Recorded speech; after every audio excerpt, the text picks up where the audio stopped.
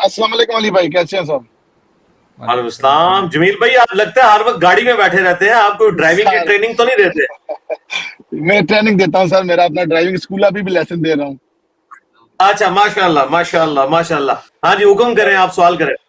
अली भाई, मेरी कल बात बिलाल भाई से हुई थी। मेरा एक क्वेश्चन जी सिर्फ ये था, अपनी अपने सेटिस्फेक्शन के लिए, कि आपकी मैंने काफी बार वो जो बातें सुनी है, जो अल्हम्दुलिल्लाह गुस्ताखाना बारात के हवाले से, तो आप कहते हैं कि या तो ये माने कि ये इनकी अबारतें हैं, या अगर नहीं है तो ये निकाल बुक्स में क्यों रखेंगे। बात बिल्कुल ठीक है, मैं आपकी बात मानता हूँ। ऐसे ही मेरा सवाल ये कि हदीस की बुक्स में बहुत सारी ऐसी हदीस हैं जिसपे आप भी कहते हैं और बाकी उलमा भी कहते हैं कि ये इनका मतलब ठीक नहीं है, इनका जो कहने वाला है वो भी गलत है, या उसका हवाले ठीक नहीं है।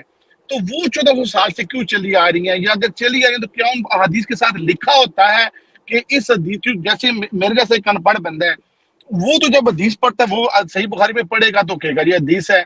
अब आप कहते हैं खुद पढ़ें, और जाना पड़ेगा तो फिर इन्हीं के पास, उलमा के पास जाके इनसे पूछना पड़ेगा ये सही है या नहीं।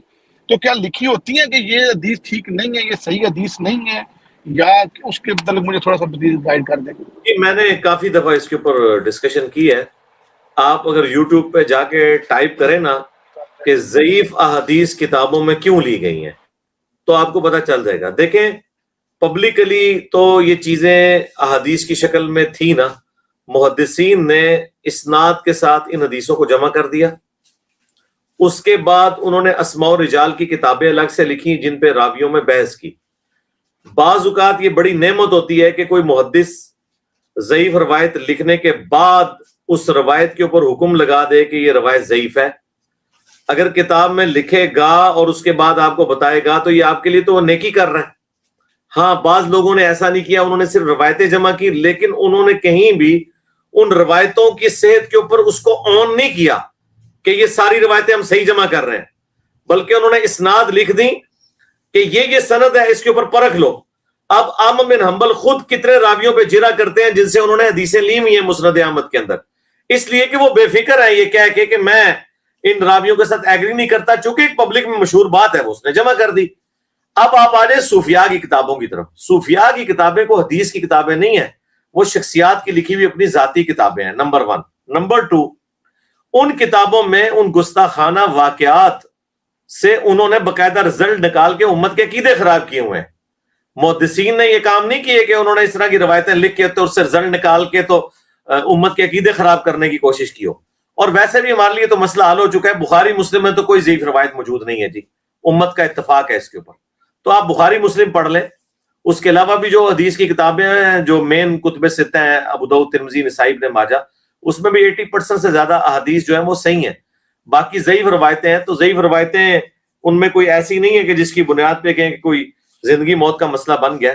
चिश्ती रसूलुल्लाह इंशाल्लाह आपको कहीं नहीं मिलेगा, अबू बकर रसूलुल्लाह, उमर रसूलुल्लाह, उस्मान रसूलुल्लाह, किसी हदीस की किताब में नहीं मिलेगा। इन लोगों ने तो ये काम डाले हुए हैं ना, आप उन कामों की इंटेंसिटी देखें, और उसके बाद उन्होंने इन चीजों से रिजल्ट निकाले हैं जो अपने बापों के वाकयात हैं।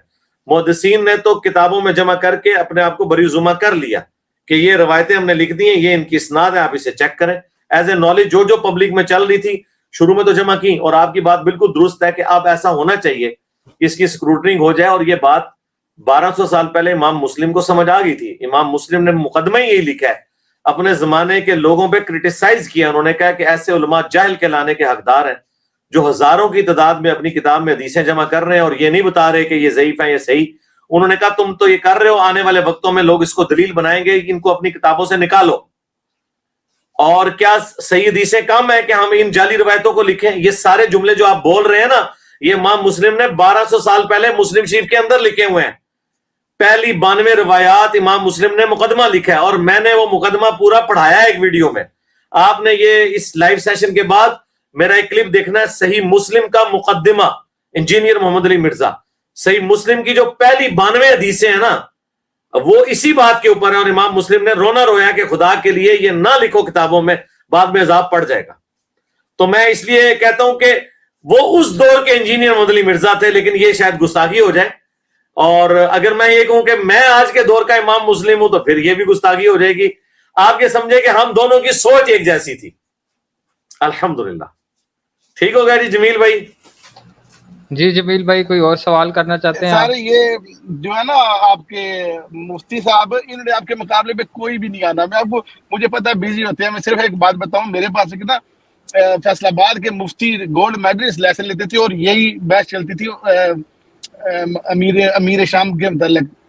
تو مجھے بڑا وہ کہتے تھے نہیں تجھے نہیں پتا. تو میں نے صرف ایک بات کی کہ مفتی صاحب چلو میں اور آپ دعا کرتے ہیں، آمین آپ نے کرنی ہے. میں نے کہا یا مولا قیامت کے دن مجھے میرے جیسے غریب کو ایک مولا علی کے مطلب اس میں داخل کرنا. میں نے امیر کہا آپ آمین. بولو آپ کو امیر معاویہ کے پیچھے میرے شام کے پیچھے شامل کیا جائے. باخدا انہوں نے امین نہیں کہی. تو انہوں نے ان کو پتہ ہے سر، انہوں نے نہیں آنا.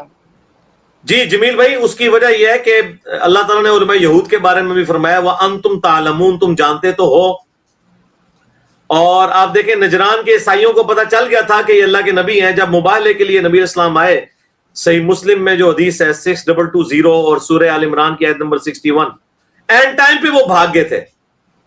ان کو پتہ چل گیا تھا یہ سچے پیغمبر ہیں، اور مولا علی، حسن حسین اور سیدہ فاطمہ کو حضور ساتھ لے کر آئے اور کہا اللہم ہؤلاء اہل بیتی، تو وہ بھاگ گئے تھے. تو یہ مفتی صاحب کو میں نے قطعاً بلایا نہیں ہے. مفتی صاحب کو جو شوق تھا نا، ان کی بچپن کی خواہش تھی، اور ہمارے بعد جو اسٹوڈنٹ اپنے بھول پان میں یہ سمجھتے تھے کہ مفتی صاحب کا یہ گلہ بھی دور کر دیا جائے، اس کی وجہ سے میں نے ان کی آفر قبول کی تھی. مجھے کوئی شوق نہیں ان سے ملنے کا، لیکن لوگ سمجھتے تھے کہ یہ اس کو بھی دلیل بنا رہے ہیں، تو اس وجہ سے میں نے یہ ریکارڈنگ کروا دی. مجھے کوئی شوق نہیں تھا. ٹھیک ہے جی، بہت شکریہ آپ جی کا خیر رہے. بہت شکریہ، تھینک یو سر، بہت شکریہ، جزاک جزاک اللہ. اللہ. دعا میں یاد رکھیے گا. السلام علیکم ورحمۃ اللہ.